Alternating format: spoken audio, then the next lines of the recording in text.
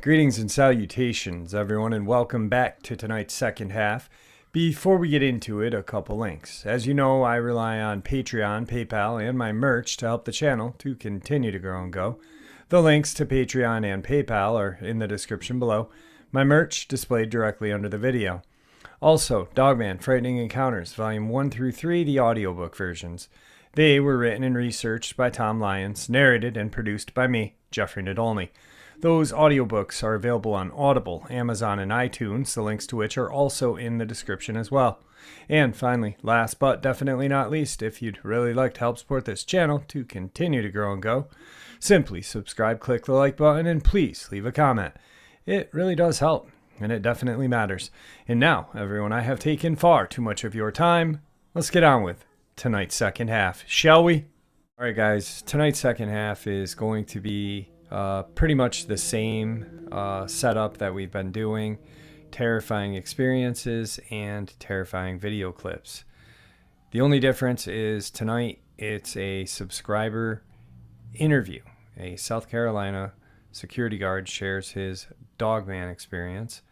And at the end of that are two video clips that I'm leaving the opinions up to you. And like I do every night. One video I felt was 100% legit was the Bigfoot. Other than that, I'm leaving it up to you guys for you guys to decide.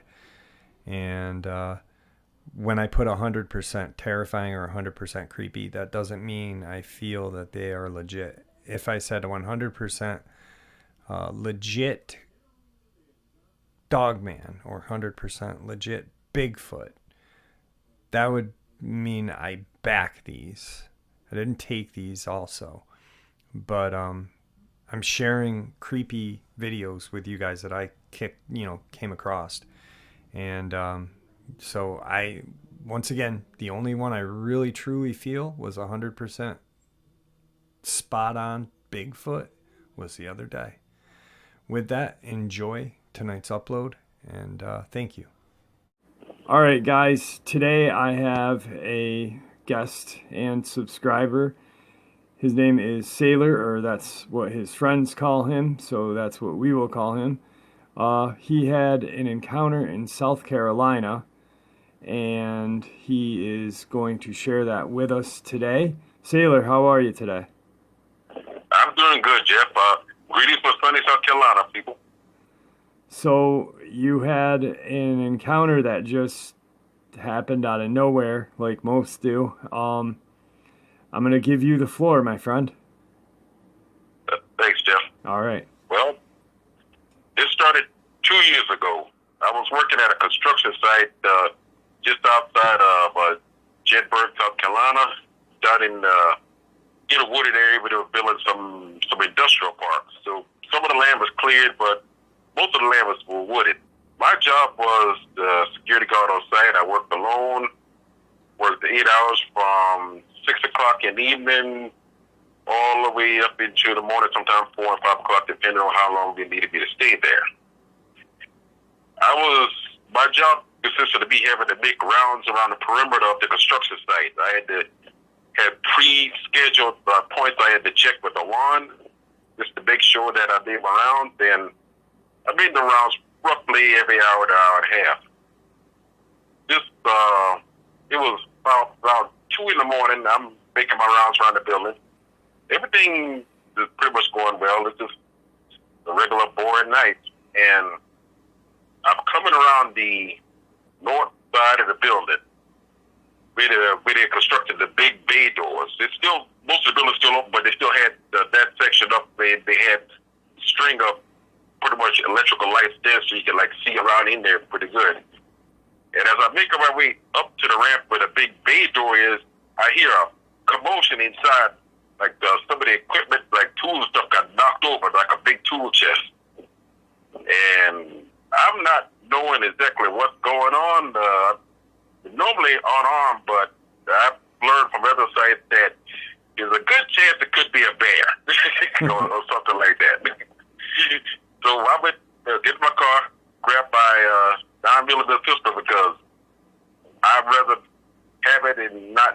need it and not have it. Right.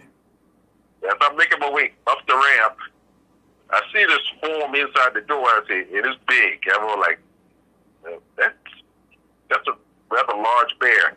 And as I'm halfway up, roughly about 20 feet, it sort of steps out into more of the light. And I'm basically looking up at a 8.5-foot tall nightmare in my mind. It didn't make any overt moves towards me. It just looked at me. Now, how close were between what was the distance between you two? 20 feet. 20 feet? All right. So I'm looking at it, it's looking at me, and I think we are looking at each other like that for a good 30 seconds. And the whole time I'm thinking about in my mind, oh crap, oh crap, oh crap, oh crap, oh crap, oh crap, the real oh crap, oh crap, oh crap. My daddy was right, oh crap, oh crap, oh crap, oh crap. My mama was right, oh crap, oh crap, oh crap. So in my mind, military training kicked back in. I'm not prepared for the situation. Best to make a tactical withdrawal. So while I got my eyes on it, I slowly began to walk backwards. And the whole time, it is watching me. Not making any overt hostile moves. It is just watching me. And when I get to where my car is, I get inside. It was already cranked. And I peel out of there like I'm burning rubber. Right. To the far end of the property. And I'm just sitting there basically hyperventilating. I'm a big guy. I've seen military action in some combat, and that scared me. I don't scare easy, but that scared me. Oh, I can imagine. Can you give us a brief description of like color, height, weight, possible? Did you see teeth visible, tail, anything? Well, it was about 8.5 foot tall because the bay door had some notches on it, so I knew it was 8.5 foot tall for the notch part. Dark brown in color, basically looked like a gorilla on steroids. It's face sort of like there's some intellect there. Like it's not some dumb animal. Like it's knowing what it's doing. Right. And this whole demeanor was, I'll do you no harm if you do me no harm. And it pretty much went on its way after it got out of the building and went back into the woods.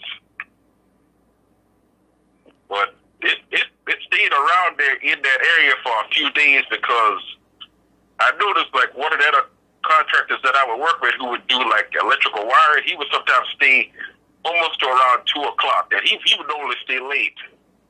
But after I had my encounter, I noticed that when I came in the next time, he was getting out of there at 6 o'clock. He did not want to stay late anymore. And he never said why he didn't want to stay late anymore. He just made us an excuse. He keeps making excuses why he never wanted to stay late. I'm thinking he saw it too. Right.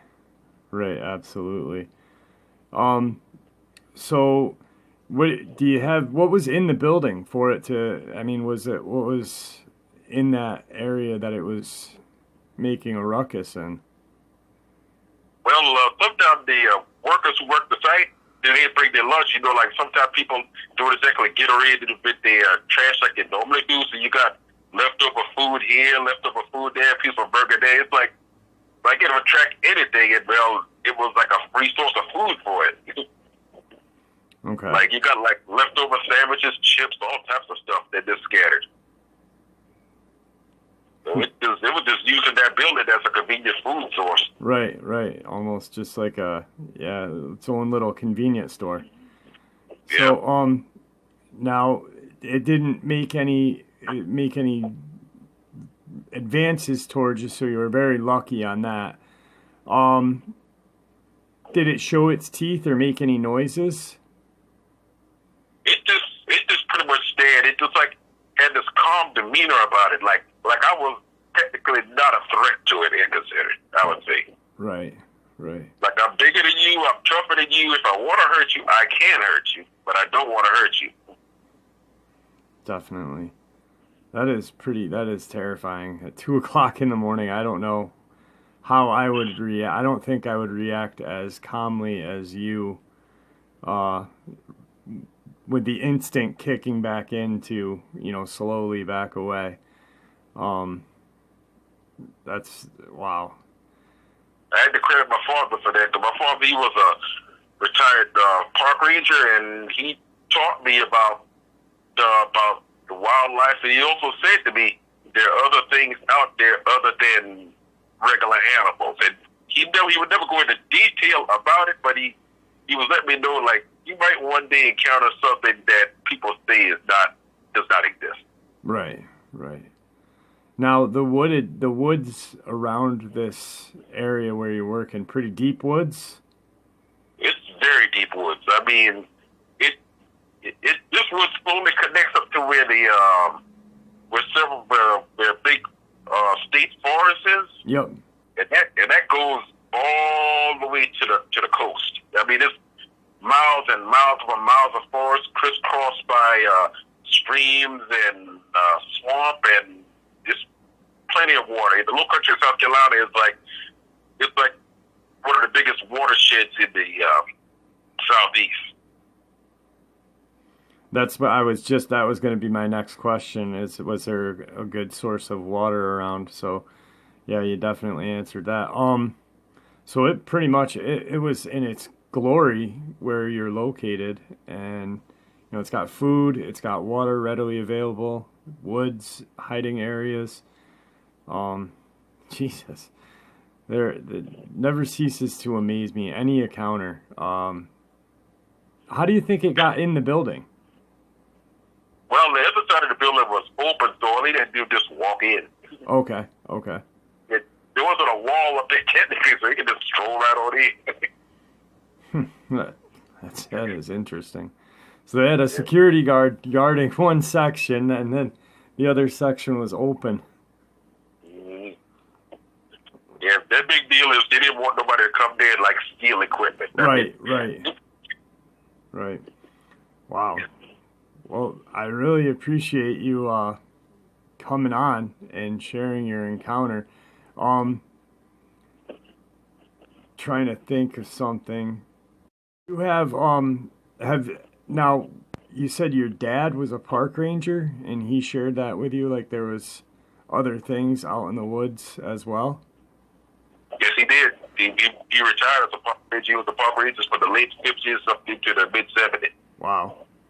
So he's definitely seen something, just never let you know what he saw. I mean, for someone to come out and say something like that is, that kind of gives you, hey, I know what's out there, but I'm really not going to tell you because it'll probably scare the living bejesuses out of you.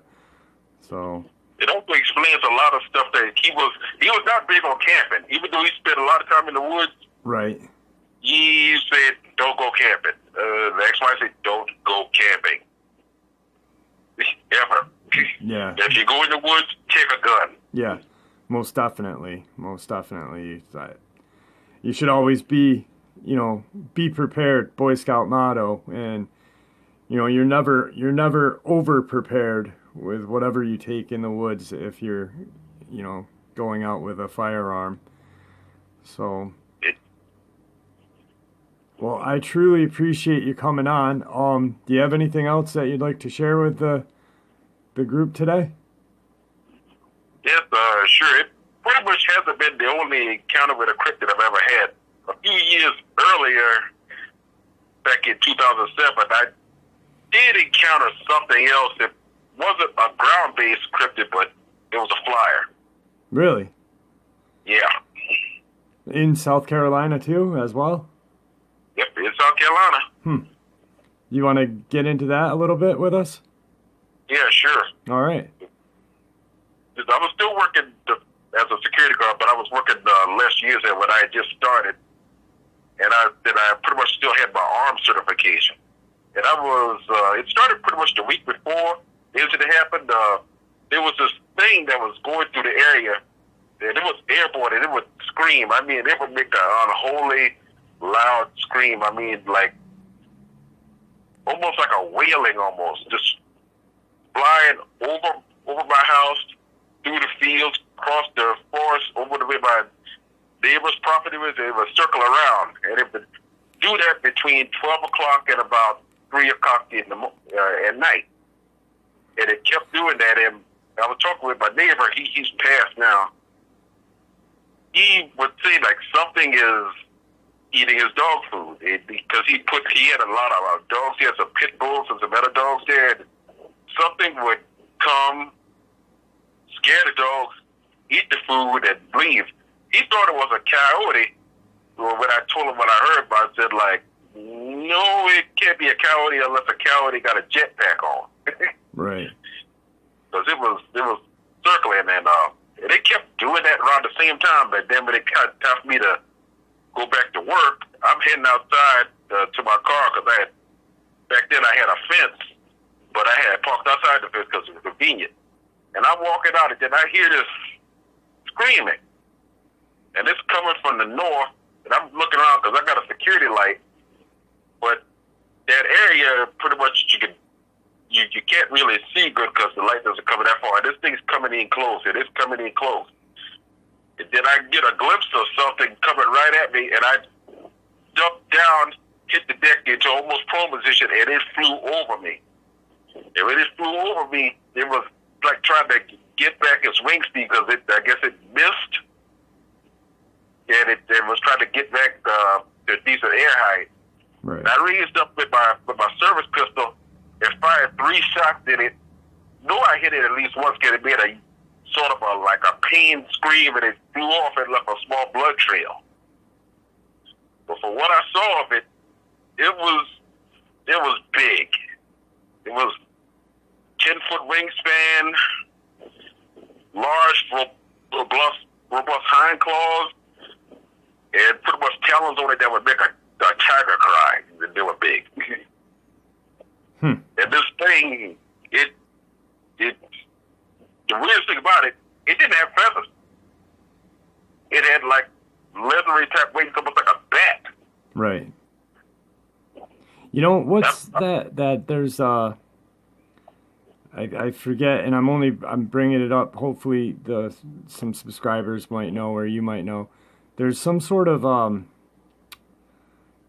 flying cryptid. I'm not well versed on the flying cryptids that live in the southern region of the country, and it's said to resemble like a pterodactyl.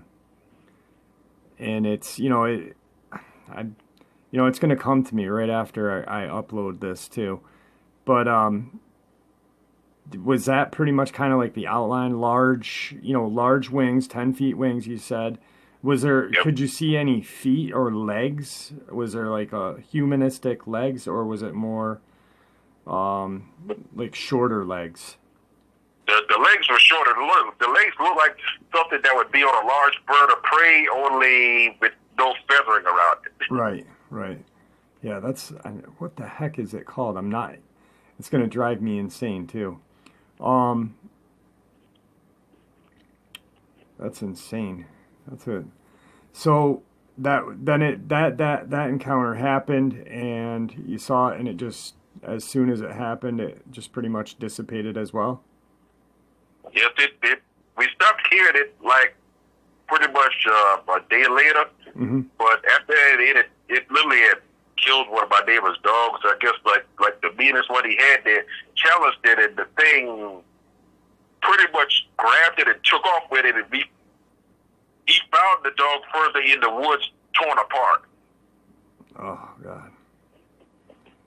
Yeah. This is a 90-pound dog, and it took off with it. Right. Yeah. I mean, that's power. That's definitely not a bird of prey that is, around this region, in America. I don't even think eagles or condors could pick something that large up. So, now how close was this encounter to the one with the Dogman? In proximity. This is about 40 miles different, because this happened right in the Santee area, the way I live. And, Okay.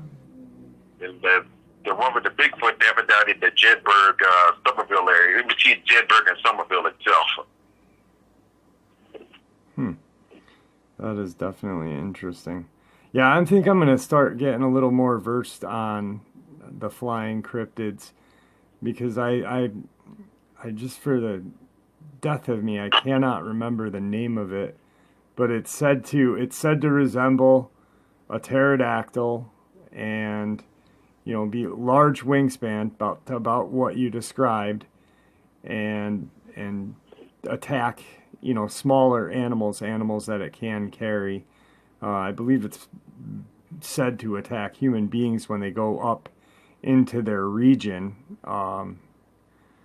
But that's crazy. That is, I really appreciate you sharing that encounter with us. Now you just opened a whole new door for me because now I'm just going to be looking at flying cryptids as well. Yep. Yeah, I've did some research. I ain't the only one that seen it. They've been seen all over the state. Normally they be in like the upstate where the mountains is, but every now and then they trickle down to my area. Right. Probably looking for food or, you know, easy access to food. Anything that's readily available for them to get without being seen, hopefully. So. Yeah. Well, I appreciate you sharing these two encounters with us. Now you're not doing security anymore, are you? Oh, I still do security because, well, I found it's the one job that is recession proof. Yeah, you'll always have a job in security. So yeah. I appreciate you coming on today. I wish you nothing but luck, and I hope you stay safe during, you know, your night job. Hopefully you don't see any more cryptids. I would have been terrified the first one. I don't know how you maintained your cool. I mean, till the end when you got into your car and took off like that, that would be me the whole way.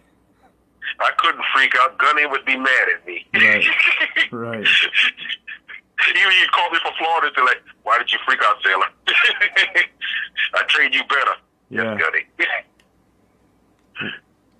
Well, all right, man. I appreciate you coming on, and if you want to say a little piece to everybody before we let go, here's your chance. Yeah, sure. Glad I was able to share my story with y'all, and if I give any word of advice to people, is that if you're going to go into the woods, 1, be armed. 2, do not drink in the woods. That just leaves your perceptions down and makes it easier for something to sneak up on you. And 3, take care of nature. Don't abuse it. Treat it like it's your own home and enjoy it. Right on. That was some great advice. I seldom think about that because I don't drink myself, but a lot of people do, you know, while they're out camping and stuff, and their sense of awareness is hindered then. Thank you for bringing that one up. I really appreciate that. So with that, guys, Sailor, thank you for coming on, and I hope that you have a great day, and this should be uploaded a little bit later on today. Sure thing. God bless. All right. God bless, my friend. Wow. What a great interview. And super, super nice guy.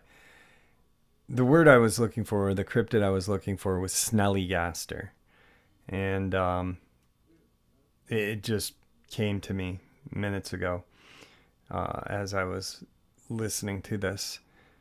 Tonight's first video clip is a hiker stumbles across what appears to be a kind of stick hut, and then sees something pretty creepy in the woods like normal.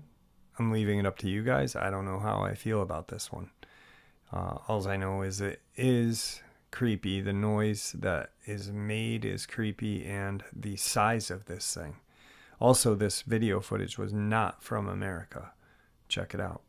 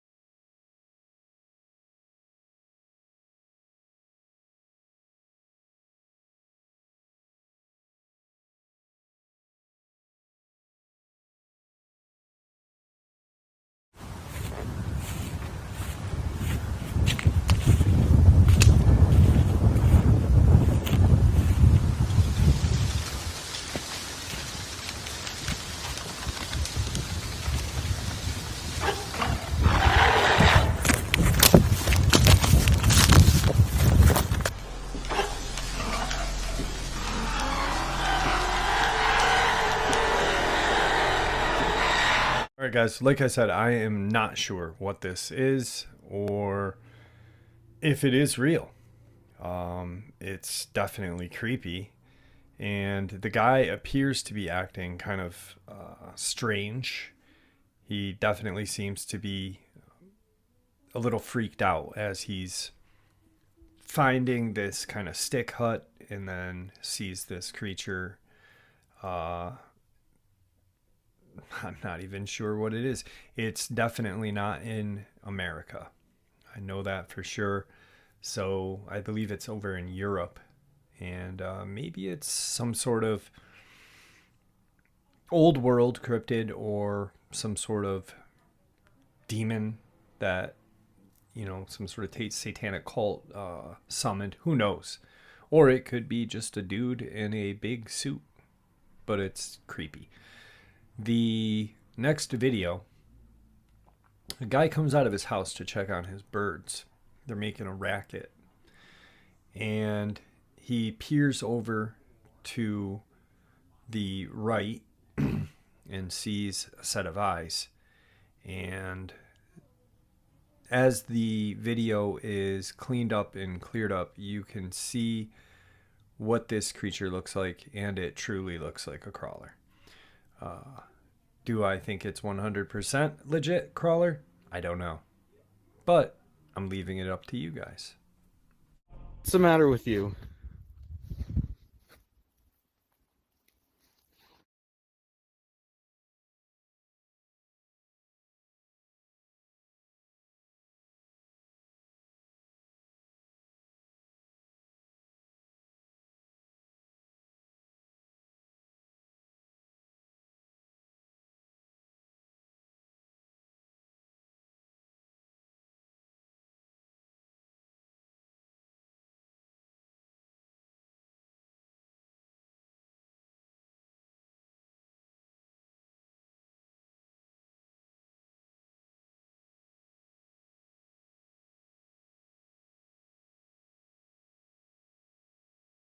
So whatever that thing is, it's definitely creepy.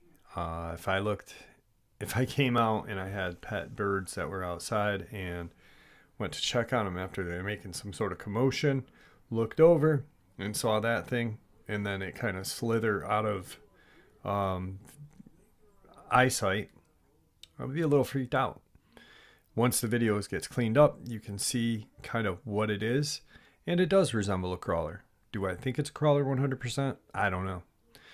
And like I said in the beginning, I don't stand by any of these videos except the one Bigfoot video. I leave it up to you guys because I think that's the greatest part of cryptozoology. It's a science based in theory, speculation, and when we all kind of get together and really take it seriously and put our theories and speculations out on the table, we can come up with possibly a solid, concrete conclusion. So with that, I want to thank you guys for tuning in tonight. I am getting ready. I am so excited to be heading out to the Conjuring House. I never ever thought this channel would be where we are right now. And you guys are really the ones pushing me to make this channel bigger, better, greater, and really kind of get the answers that we need. So I want to thank you all. Stay safe. May the Great Spirit watch over us all, and may He guide us down that path that we call life.